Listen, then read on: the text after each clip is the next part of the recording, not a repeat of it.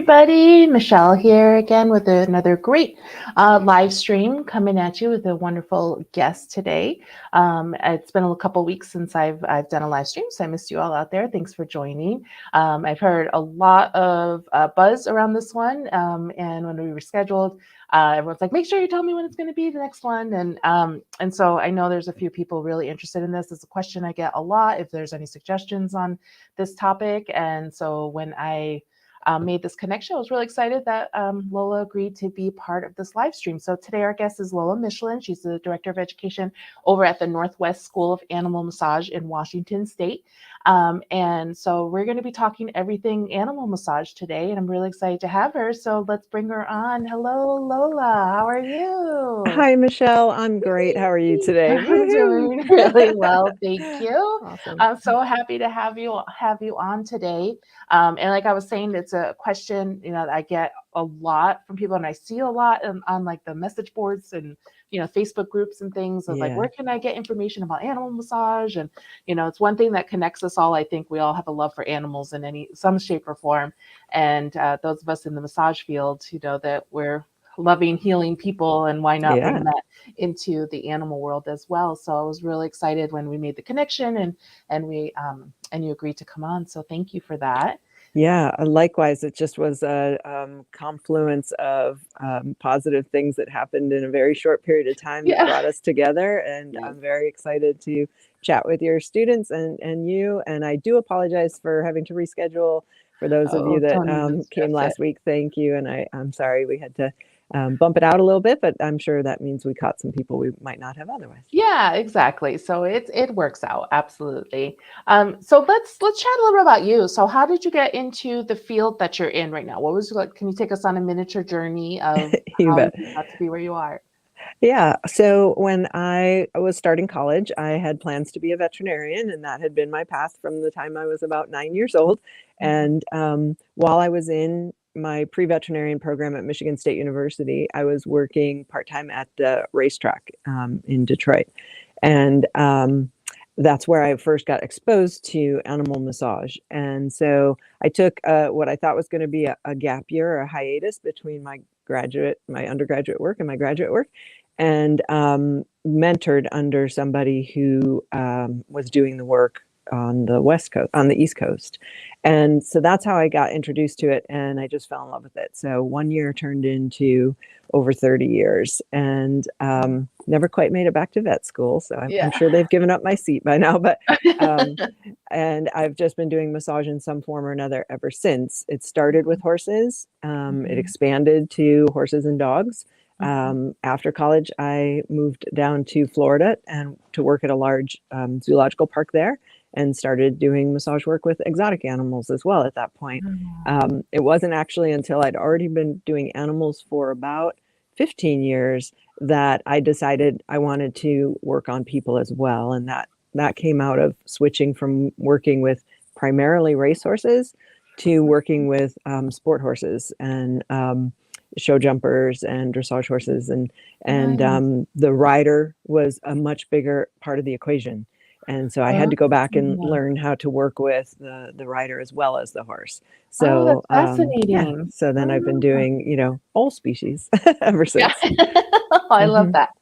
Mostly mammals, I'm gonna guess, but I don't know. Okay. I've done some. I've done a number of reptiles, which are mammalian, but and some aquatic animals as well. Wow. Wow. Yeah, but I try and stick with mammals. Yes. Yeah. They're a little furrier. Yeah. Yeah.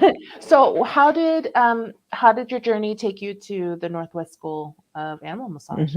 Well, I moved out to the Seattle area in 99, sorry. And I started building my practice out here. And I had a girl who approached me about being an apprentice, and she apprenticed with me for a few years. And after a few years, she said, you really should be teaching this because there's so many people that want to do this. And right about the same time, Washington State was looking at some very restrictive legislative language around the work we were doing. And so the people down at the racetrack were concerned that they weren't going to have access to massage anymore for their horses. And the veterinarian board in Washington was looking at like, how do we regulate this? And so that's so I became involved in that, in creating some legislation around allowing non-veterinarians to continue to provide massage. And what came out of that is that they wanted a certain educational requirement, and there weren't really any programs offering that level of training. So my friend said, well, here's your chance. So she kind of was the one that pushed me to found the Northwest School of Animal Massage in 2001. And we were primarily a continuing education program for the first few years, but we kept getting more and more inquiries from around the country and eventually around the globe. And so now we serve a much larger audience. Wow, that is so cool. And I want to dive into a lot of those offerings, because I was going down the rabbit hole on your website. I'm like, wow, I want to take this, I want to take that, and that's really cool. And we do rabbits too, by the way. Yeah. They're a little jumpy, I bet. But, but you brought up a good point, and I know I wanted to talk about this. I was going to mention a little bit later, but since you mentioned it, bringing up about the legislation, that I don't know if a lot of people realize that there are states that there are veterinarians who are trying to block the ability for non-vets to be able to do this work. But curious about this, are the vets actually doing this work? Are they massaging? Right? Not typically, although we have had veterinarians who have come through our program. And I do know a number of veterinarians who practice complementary therapies like acupuncture and chiropractic who use massage. So we do get a lot of other professionals, farriers, vets, vet techs, especially vet techs, who go through our program. So the veterinarian clinics and practices are offering massage more on a much greater basis than they did even 10 years ago, certainly 20 years ago. Nice. And so they have a better appreciation for the benefits and how it complements veterinary medicine. But we do still have some states who are restrictive in their language about who can and can't perform the duties. And sadly, in those states, there's not many vets who have the time or inclination to provide the services. So it really just ends up being that they don't, they're not available. Yeah, so, I was thinking like, I mean, it's not even to fault the vets. They have a busy practice helping sick and injured animals and things like that. Yep. So I'm not even putting it on them that they should do the massage, but it's unfortunate in those places that some people who could provide the services. Yes. If they're not able to provide it or interested in providing it, they should at least create a pathway for people to practice and for consumers to have access. And that's what we're seeing more and more. More states are moving that direction. Or, it's still the case, just like with massage. In human massage, it was a very long road to getting all states to recognize some level of standard, right?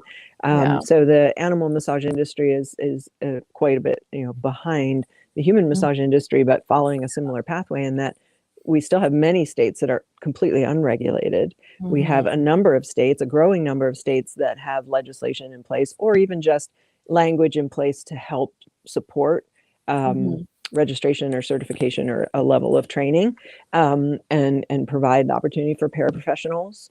And then we have a handful of states that are very restrictive in their language, and we need to do a little more education and activism in those areas to get something that aligns with more of a national standard. Yeah. So it sounds like you're involved with the things going on behind the scenes in this department, is it? Or are you more just like keeping your finger on the pulse? Or are you diving in there? Because I don't have enough to do. I also am a founding member of an organization called Napcam, which is the National Board for Certification in Animal Acupressure and Massage. So we're kind of similar to NCBTMB in that we provide examinations for people in our industry, in the animal massage industry. And we also work towards creating a national standard so that practitioners, can have some reciprocity, because especially in the equine world, people do travel a lot from state to state to provide services. If they're following the racing circuit, if they're following a show circuit, then they're going to be going from state to state. So, yeah, that's it's fascinating that all those things going on in there. Do you know offhand how Arizona is, or where? I do. Okay. Yeah, and I did my research before we talked because I wanted to make sure that I knew. But yes, there isn't specific legislation saying like what training is required, and you don't have to.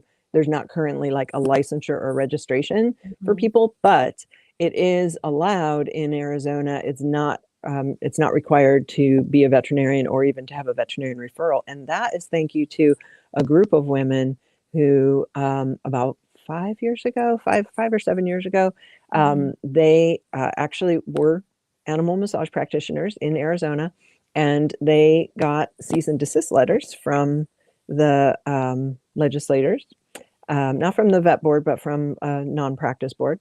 And they fought it, and they said, well, it's unfair restriction because we don't have people who are veterinarians providing the service, just like you said, and we have clients that want it. So, so the legislators did rule in their favor that consumers should have access to animal massage for their pets and horses.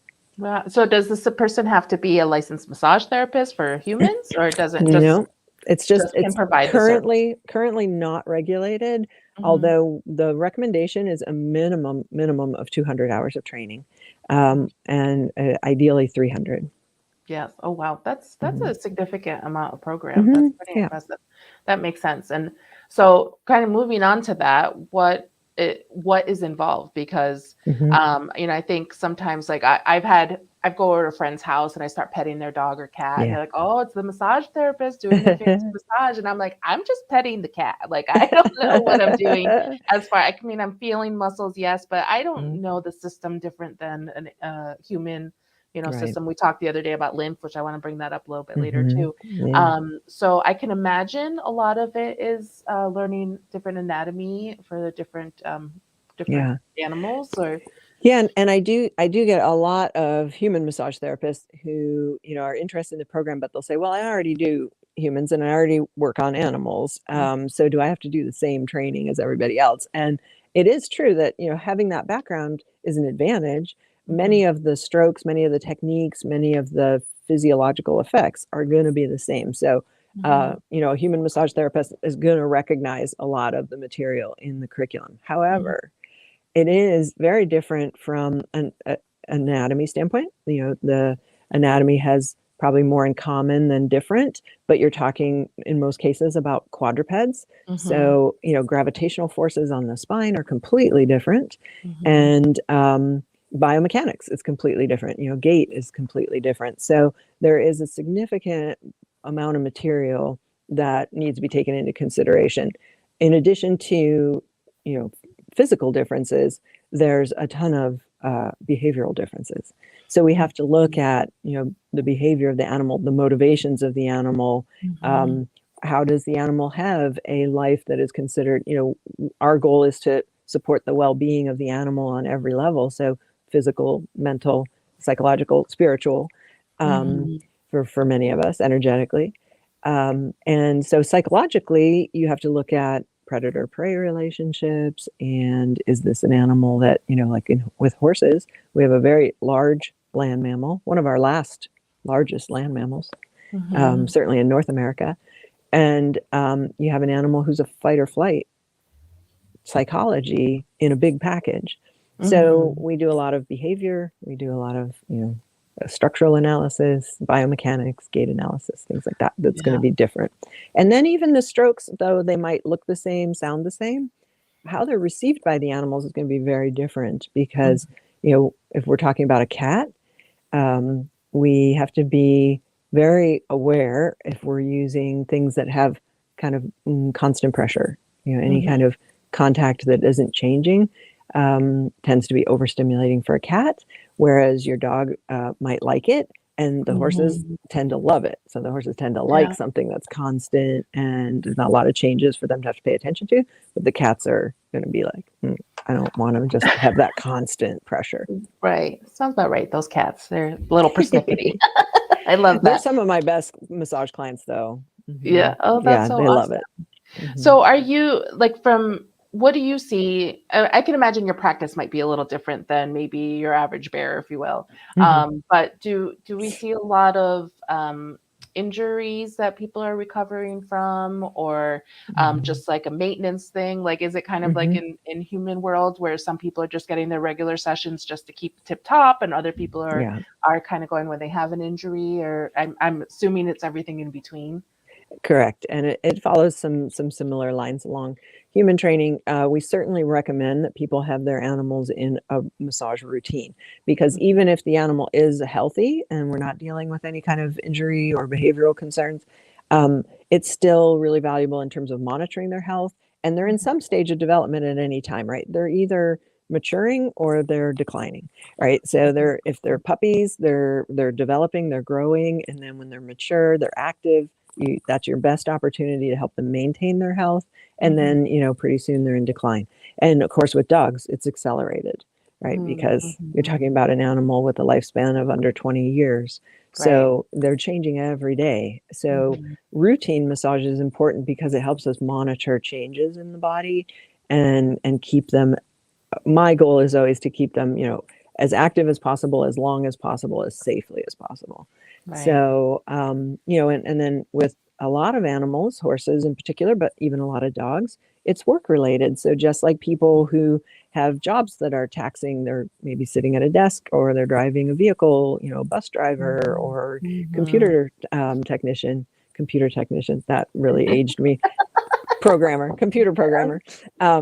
They need more attention because they have those chronic stresses on their body, and it's no different for animals who are working. So like service dogs, police dogs, and horses that are being used for riding lessons, or they're, athletes. Then we have sports massage for the athletes, and they're going to be more frequent, different focus, right? And then we do have our program is broken down over a maintenance program, a performance program, and a rehabilitation program. Okay. You're also going to have animals who, because of an injury or an illness, they're in a recovery stage. And so we work really closely with the veterinarians. We don't, just like in human massage, we don't diagnose, we don't treat or prescribe for the animals, but we have a good background in pathology so that we can recognize certain challenges that animals face, and then we work closely with the vet care team to develop a program for their rehabilitation and get them back to work or back to play. Yeah, they need that too, for sure. Yeah. And I know we've talked a bit mostly about some of the animals we're talking about, horses and dogs and cats. I feel like, because I've been in the field about 20 years or so now, and I feel like when I hear animal massage, I hear more often the equine work and working with horses. Is in your experience, has that been a little bit more founded and started a while, and then it's switched a little bit more to domestic animals, or has it always been kind of a wide range? No, it definitely kind of gained popularity in the equine world ahead of the small animal world. And I'm sure there have always been people doing some form of massage with other animals. Most, show dogs that are getting groomed regularly. I mean, grooming is certainly a form of massage. And a lot of the things that groomers do are going to provide some of the same health benefits that massage therapist is focusing on. But it definitely gained more recognition and prevalence in the equine world, mainly driven by the fact that there's so many sports-related competitors. Horse racing, of course, is where we kind of think that animal massage originated in England with racehorses, and it really wasn't a formal massage service. But the grooms for the racehorses were instructed to do something we call ragging them out, which is just basically wrapping a towel around their hand, and then they'd pummel the horse after a race to clear the muscles and rejuvenate the horse, but also to get them nice and shiny and stuff. So that was kind of the first form of recognized animal massage. And then we have records back 3,000 years in China where they were doing acupuncture and something called tuina, which you probably know what tuina is. We do that on the horses as well. And so in China, there's records of tuina and acupuncture being done on the horses in preparation for war. So it dates back thousands of years. Right. Oh, so fascinating. I love it. I hope that more and more people jump on being able to get trained in this and doing the work. That's really exciting. Yeah, me too. Yeah, exactly. So we talked a little bit about like, learning the anatomy differences, and we mentioned on our pre-call how we got connected too is through Yeah. ABMP with the Lymph Summit, and I saw that your school was a sponsor, and I said I got to get in touch with them, and so you actually were a sponsor of that Lymph Summit, and you did a short little chat. If anyone wants to find it, if you go to YouTube, the ABMP page on or channel on YouTube and look up the Lymph Talk MLD for Animals. I know it might sound silly, and I'll put myself out there and say that I'm silly Yeah. and whatever, but I'm like, oh yeah, animals have lymph too. That makes Yeah. sense. Like Yeah. why not? So and lately I've been really getting into a lot of the lymph work. We have our sister school, the Academy of Yeah. Lymphatic Studies, and so would you mind talking a little bit about some of the lymph, like maybe what you talked about as a preview in the little short video with ABMP, or just kind of Yeah. mentioning even the work that you teach about lymph in your classes? Absolutely. Yeah, manual lymphatic drainage is part of our rehabilitation program. And I love talking about it because it's one of my favorite techniques to do. Um, and it's so valuable to the animals. So I would say the big difference is, yes, the lymph system is very similar in animals as humans, functionally and even structurally. So we've got the same organs doing the same things, and we've got the lymph fluid moving throughout the body. The biggest differences are when you do look at predator-prey animals. So if you think of an animal who is a prey animal, like a horse, I mean, in domestic environments, they may not feel like they're under predation stresses all Yeah. the time, but it's certainly, in their DNA. Right. And they are fight or flight animals. And interestingly, a lot of times herd animals who are prey animals, so antelope, horses, things like that, their immune systems are less developed in that, they have fewer vessels and lymphocenters. They often also have, a big body on these long sticks, and those sticks don't have the same kind of lymphatic integration that like a dog's legs would. So you've got a dog who's a predator, and you've got a horse who's a prey animal. In herd animals, a lot of times there's a benefit to having a lymph system that isn't as responsive, or an immune system that is not as responsive, because it's more about protecting the group and not the individual. So you have an individual who gets injured or sick, there's not a strong evolutionary benefit to that animal kind of limping along and taking a long time to heal. And then, that's going to be the animal that gets predated or attracts predators. So that's something we have in a domestic environment. It's like, well, yeah, but it's not like I'm working on wild horses. Very often I do occasionally. But in a domestic situation, a horse who's living in a domestic environment, it means they're more prone to lymphedema in their limbs. They're not moving around as much as they would in the wild. They're often wearing shoes, so there's some impedance to their natural circulation in their foot, which helps to drive, just like our soleus muscle and gastroc muscle help return blood up and lymph up to the body. The horses rely on the structures in their feet and in their lower limbs to do the same. So you have in the domestic environment horses who carry a lot of lymph in their extremities and need help getting that back out. Wow. So, and also we see it in geriatrics. And so older pets, cats and dogs, often lymphedema is involved in pathologies or is an aggravating factor. So the manual lymphatic drainage is a huge benefit. As a matter of fact, I worked as a vet tech for many years, so I'm pretty close in the vet community as well. And I remember when I started vet teching, because I'm a dinosaur, that you weren't required to do pre-surgical bloods.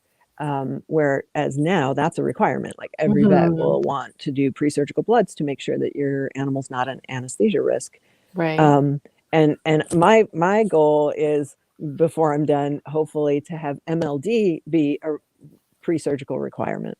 Because I think, except if you have emergency surgeries where you don't have the time frame, but if you're doing an elective surgery with your dog, spay, neuter, dental cleaning, if you can have somebody come in 3 days ahead and do a MLD session, that dog is going to have much better ability to deal with the post anesthesia Right. They're just going to have better outcomes. They're going to have less pain. They're going to have, Mhm. which will all hopefully lead to better recovery. So I really envision a day where it's just Oh, that makes us integrated like into goosebumps. veterinary I medicine. love that. That's so amazing. We talk about that in our ACOS classes and mention about how this is a great opportunity for people about to go into surgery, get some Hmm. sessions ahead of time to prime the Yeah. system so that they have recovery that's easier. Look at Yeah. these connections. I'm so Yeah. excited about When that. you've got people that are spending, like $4,000 for what we call a CCL surgery, but a common like a ACL surgery in a dog, Mhm, mhm. it's $4,000. And if you know that just doing an MLD session is going to give you better outcomes, then why Yeah, would you not? right. Oh, sounds like we have a lot of people to train. So I Yes. get it in all the Yes. offices all over. There are so many more animals that need work than there are Mhm, therapists. mhm. Oh, I can only imagine. Wow. Do you have any, I probably should have given this ahead of time so you could think about it, but maybe something will spring to mind. Any like really amazing like rehab stories or anything where you're like, this is why I'm doing this work or any of that kind Oh of yeah, things that every come to day. mind? I mean, literally every day. As a matter of fact, I'll share with you. This was my client that I was working on this morning before our call today. I don't know where's my There kid. we go. So, Oh, oh, cute. this is Buttercup and her friend Coaster, and Oh. they have lived together for many years. And Mhm, usually I'm here to work on Coaster, mhm. and he gets his massages once a month. And he's a little bit older now. He was a successful jumping horse throughout his career. Now he's a lesson horse. But he was a very anxious horse, and he just had a lot of like stall habits that were, challenging for him. And so they got him a goat, and that made quite a difference in his life. It reduced his anxiety. But now his goat needs the attention too because she's getting older, so she has arthritis. Mhm. And today, when I went in the stall to work with Coaster, she walked right over and put her head on me and just clearly said, I need help. Usually she doesn't really want me doing a lot, Yeah, yeah. handling her a lot. Mhm. But today she just was like, yeah, I need help. So she got laser treatment and massage and while Coaster kept watch. So, Oh, so so that's my story from today. yeah.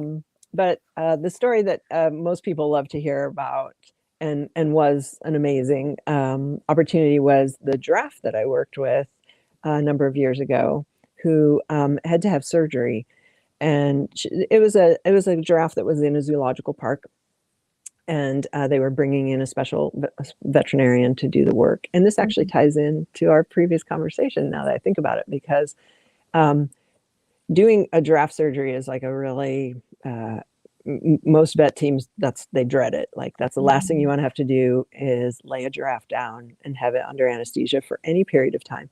Yeah. The fatality rate is enormous. Mhm. Many of them, if they have to undergo surgery, survive the surgery, but Mhm. when they're recovering from the anesthesia, they either break a leg or break their neck and have to be Oh, euthanized. no. So it's a big deal, all right? And Mhm. so this vet staff, they flew in a special vet. They had a huge staff, and we had meetings for like 3 days to design how we were going to handle this animal while it was down. Mhm. Um, and I happened to be there teaching a class for zookeepers, and so the surgeon said, "Oh, you have a massage therapist here? She should be on the team." And what we ended up doing was we actually ended up having myself and one other massage therapist. All we did was massage the neck and shoulders while the animal was down. Mhm. And then I had four of the not techs, keepers, for the Mhm. keepers that I trained to do just to keep the axillary and inguinal lymphocenters open. So once the animal was down, I did the initial steps, opened up the cisterna chyli, got the terminus points moving, and then they just stayed on those lymphocenters for the entire surgery. And I worked on the muscles to make sure that they didn't go into tetany, because that can be an issue. Uh-huh. And the surgeon said, once the surgery was done, it was about a 4-hour surgery. Wow. Um, they gave her oxygen and then took the tube out and everything, and we were waiting for her to recover, and she jumped right up and she walked over and started eating. And the surgeon said, "I've never seen that, never seen an animal recover Wow. that rapidly." Oh my So gosh. yeah, so that's kind of my both an MLD and Oh, I love exotic that animal story. story. Oh, I'm Yeah, so glad this is recorded too, so I can watch it later and to tell everybody to watch that because that's super exciting. yeah, Oh, it was that's so great. It was and great to be able to be involved. oh, Yeah. I know. So and so you developed that kind of treatment plan and Mhm. worked with that. That's so amazing. I need to learn from you. Which reminds me, you have a lot of Mhm. courses that you have Mhm. available. Mhm. So so first I'll put on the here your website. Thank you. So Northwest School of Animal Massage.com. So NWSAM. Specifically, if you want to go to the course catalog, which is where I kept saying, I want that one and that one and that one and that one. Um, but can you talk a little bit about some of your offerings of Sure.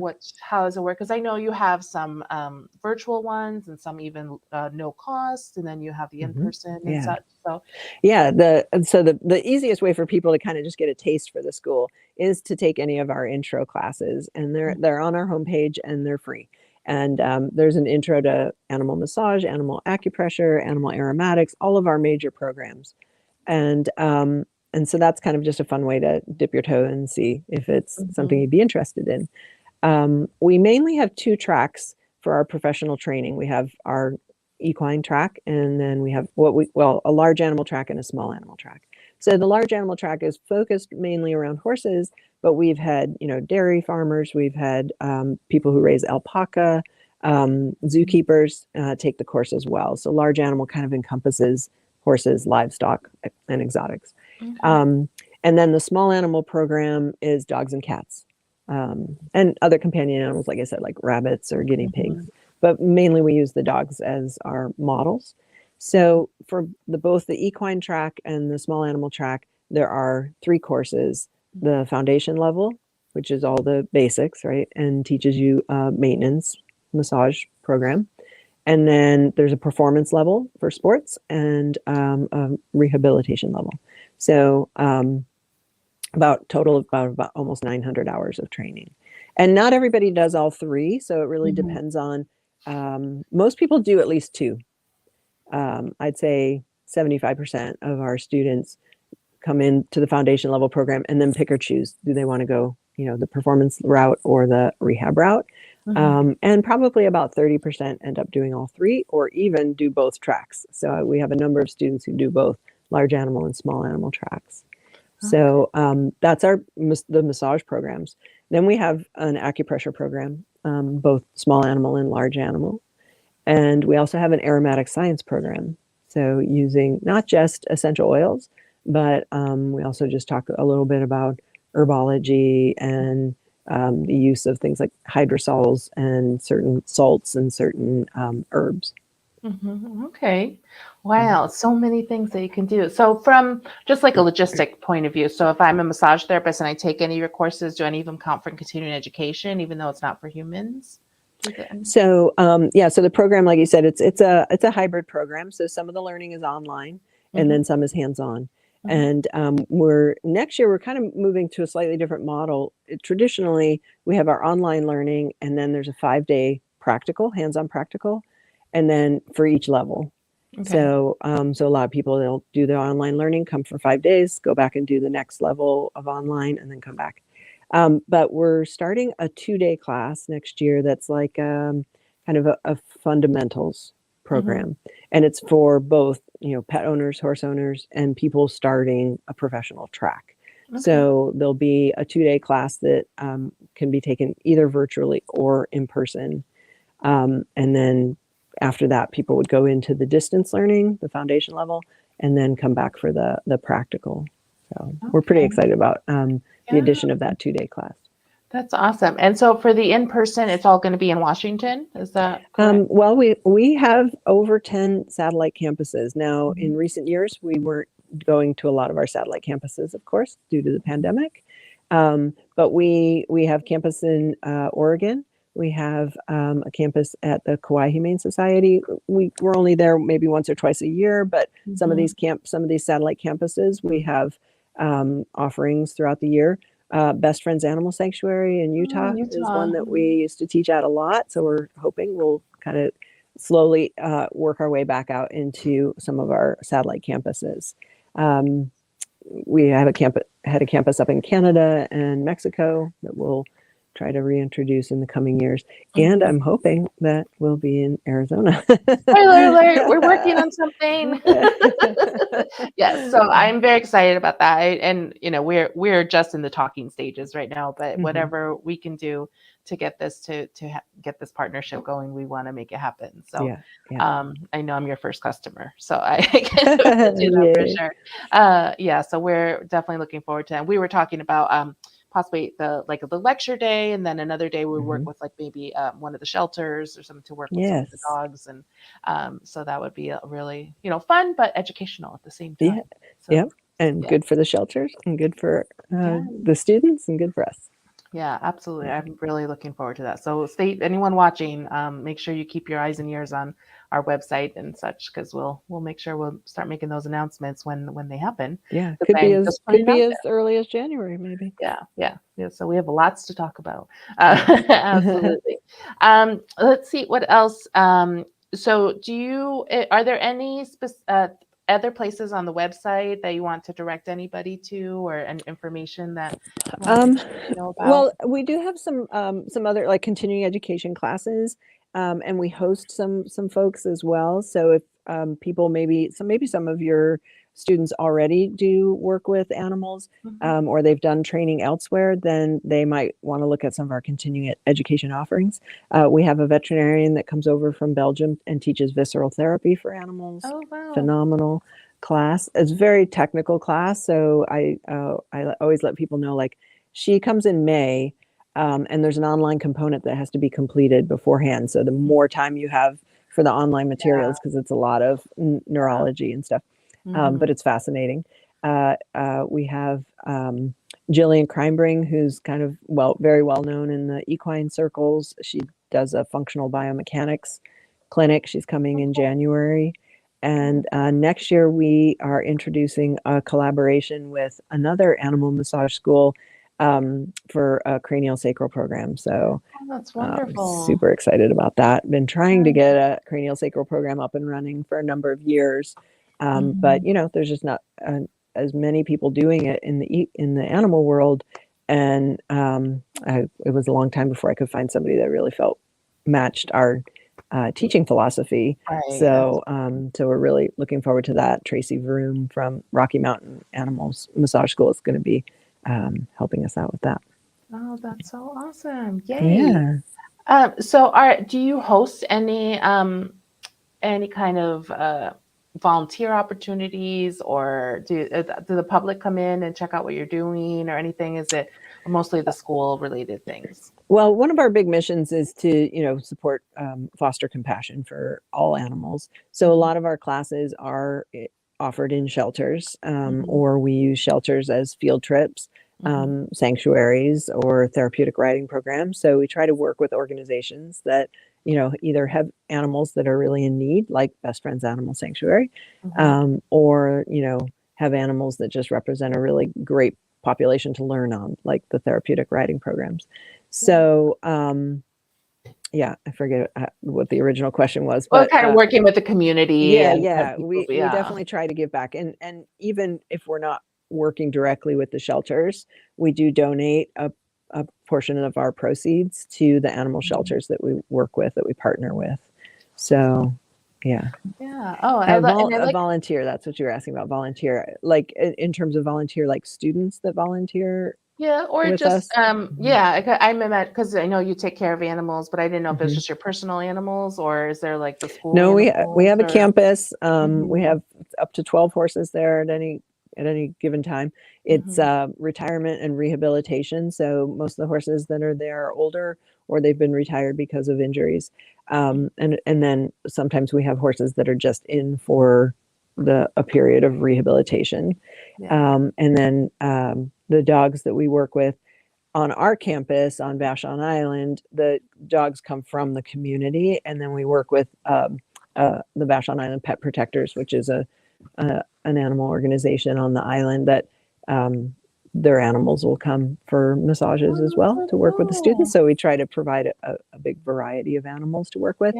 And so student volunteers, what we do have is I have had like summer interns who Mhm. either, take all the programs and they come for the summer and they work on the farm in exchange for part of their tuition. Uh-huh. Um, but we also have two scholarship programs. We have an acupressure scholarship and we have what we call our gorilla grant. And it's three tuition scholarships that are offered throughout the year for students. And one is a full ride and two of them are like $500 grants. Oh, that's amazing. That's so Hmm. Hmm. wonderful. Oh, Yeah. people can, and is it obvious on your website where to find that? Is it in Mhm. the student area? It isn't because usually we'll like announce like when Oh, we're okay, accepting gotcha, applications. So it'll go gotcha. up when it is Okay. funded. But I see you Mhm. have a mailing list and you have social media and Yes, everything. So if people go to absolutely. the website, you can get connected and find out when all that is happening. Yeah. So just a couple comments that have come in since we've been Hmm. talking. So when we were talking about how Mm. you have to learn how to communicate with the animals and how to work Yes. with them, Sabrina says, especially since they cannot speak to us, right? We're going to have to learn Yeah. about body messages and things like Yes. that and work with them. And then Shauna is very excited about cranial sacral. Ah, So Shauna. yeah, you have some people interested. Shauna Fisher is a graduate of ours, and I'm going to brag about her a little bit here since she's on the Oh, call. spoiler. Yeah. She just released her book, and I think it's called Misty's Journey. I might got that wrong, but she just published a book about her dog and her journey through. Oh, okay. She's an animal communicator and a animal massage Oh, therapist. that's So thanks wonderful. for hopping Oh, on, I love Shauna. it. Yeah. Yeah. So We she says, we thank just you have the so much. best people come through our class. It's Yeah. amazing. Well, I can only imagine. I know working Mhm. in human massage school, we have so many amazing people, and then add on Yeah. that love for animals on it too. Mhm. It's just you I know, can't and I get always better tell my people. single girlfriends, I'm like, "Come to class," because if there's a guy in our class and we do get, a good Uh-huh. number of guys that take the program, they're like the best guys on the planet. They Yeah. love Yeah. animals, they love massage. It's like, "Okay, where were you when I was Yeah. on the So market?" funny. So Shauna does have the name of the Soulmate there, dog. so Thank yes. you. So Thank thank you you. for sharing that, Shauna. And she says she loves NWSA. Do you say NWSAM or do you Mhm. say okay? So because we Some say people say Newsom, but yeah, we say I say ASIS and a lot of people yeah, say ASIS. ACEs. So I mean, it's one of those I don't care what you call me, just don't call me late for dinner kind of thing. It's Yes, like it is what exactly, it is. So exactly. Just um, call. yes, exactly. We did have a question that came in through our Yeah. YouTube channel. How are you able to work with giraffes and other zoo animals?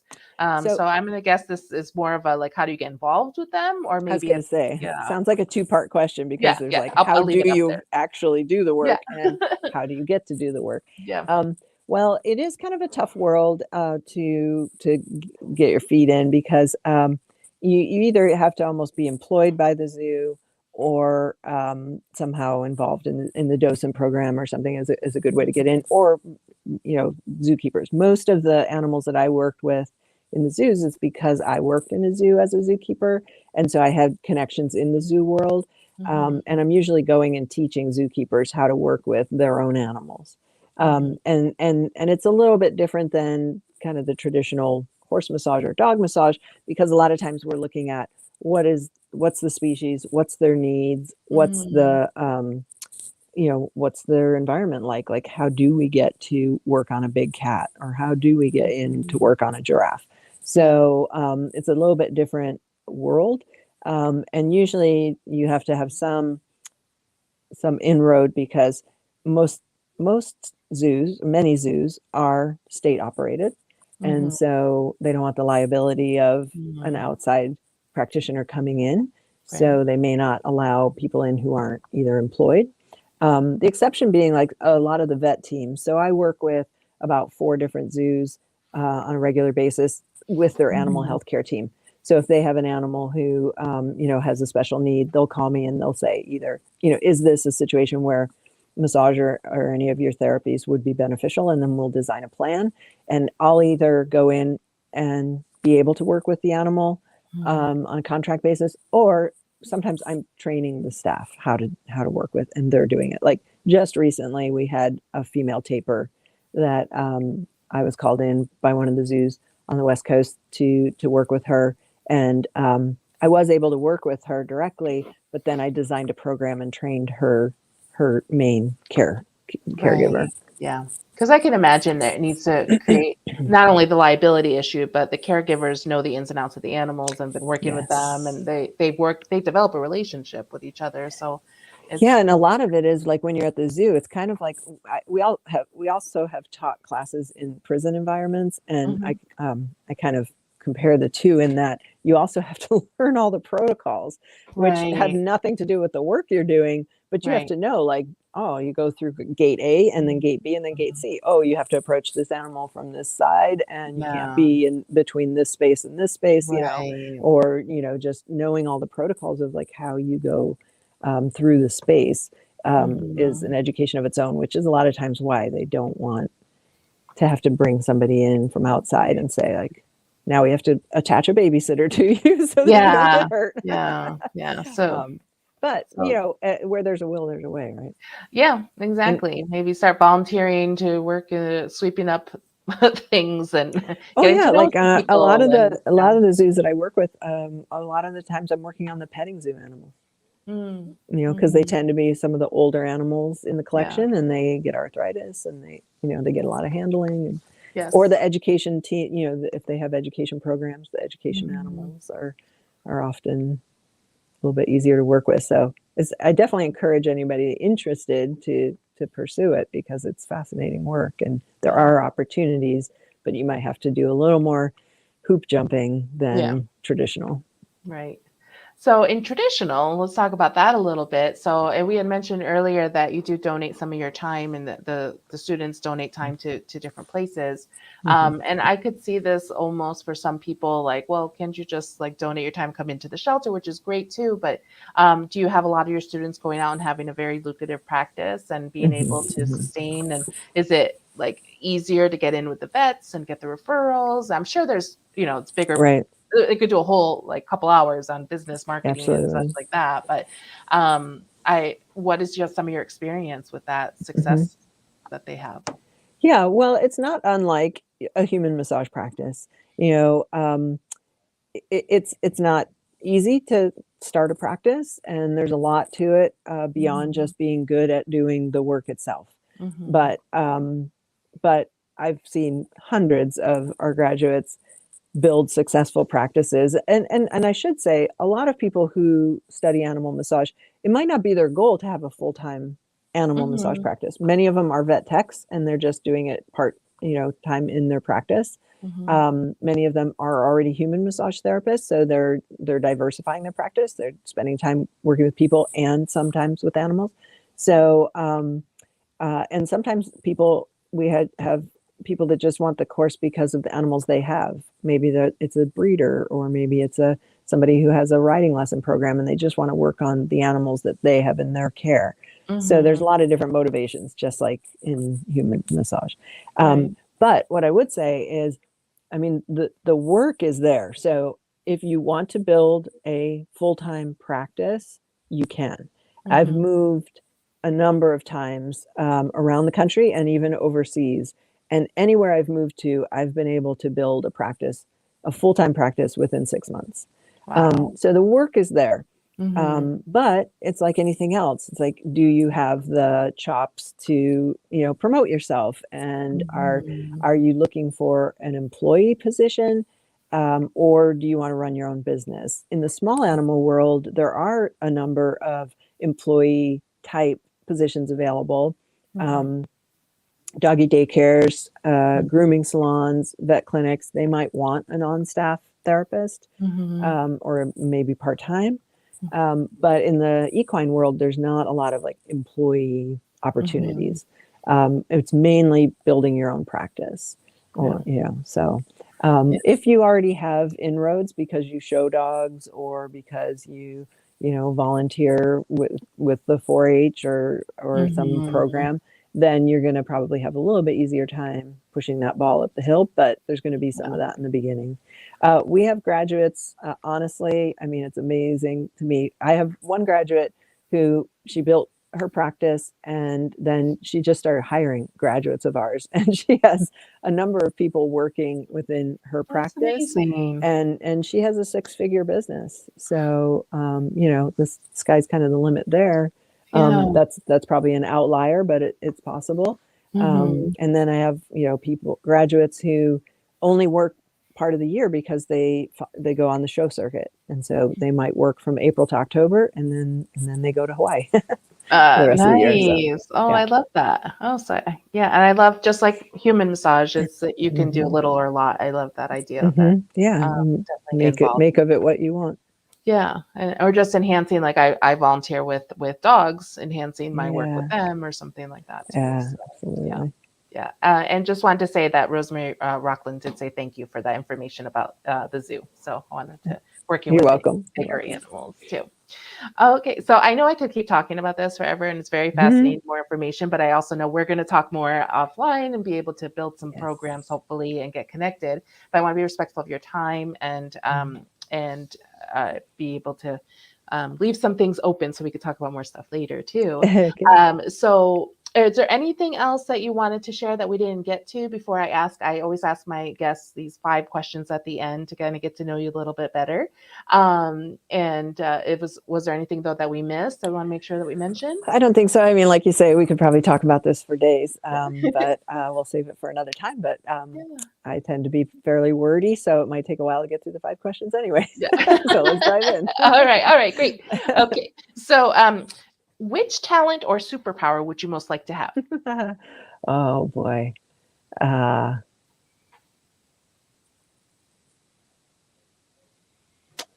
I guess I'd have to say probably to be invisible. Oh, I love that. That's one of the top choices. I know. I was like, oh, that's not very original, Yeah. but No, but that's what it's it is. always interesting to me. I was gonna say fly because, Uh-huh. but I fly all the time Yeah. with my horse. So Yeah. my horse is my wings. So Love yeah. that. So yeah, I guess invisible. Okay. All right. If you weren't in the field that you're in right now, what occupation do you think you'd most likely have?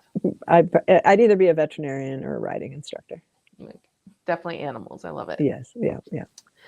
If money or circumstances weren't issues, where would you most like to live in the world?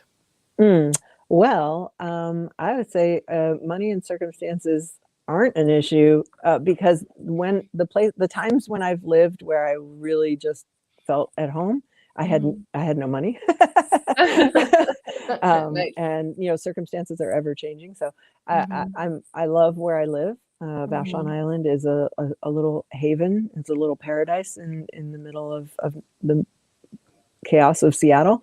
Yeah. But if it was somewhere, it would be New Zealand. I lived there for a number of Okay. years and love it Nice. and left part of my heart there. So Oh, I can imagine. I've only seen mhm. it in pictures and videos and movies and stuff. Yeah, So it's brilliant. beautiful. I love that.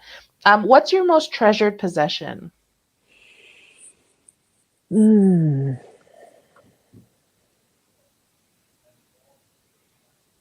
This one's always the hardest one. Just it so you is. It know. really Yeah. is. And I'll tell you why.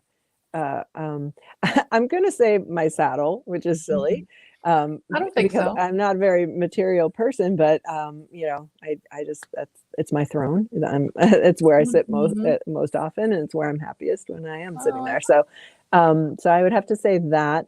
I lived through a fire where I lost everything when oh I was wow. younger, not young, but as an adult, Mhm. and it didn't have a lot of significance then, and I was living alone, and I was safe, so Mhm. that was the main thing. But Right. it really brought home like non-attachment. Yeah. Yeah. There's very little I'm attached to, Right. um, other than the people in my life and the animals in Mhm. my life. So yeah, Yeah. I mean, my most prized possession is probably my Yeah. dogs, but I'm going to go Yeah. with my saddle. I love all those answers. So that's good. And the last question: what would you tell your 18-year-old self? Oh.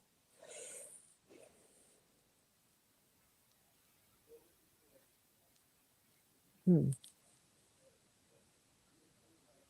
Probably spend less time with boys. More time with horses. I love that. That's so funny. That's probably the most fun answer I've heard of that question.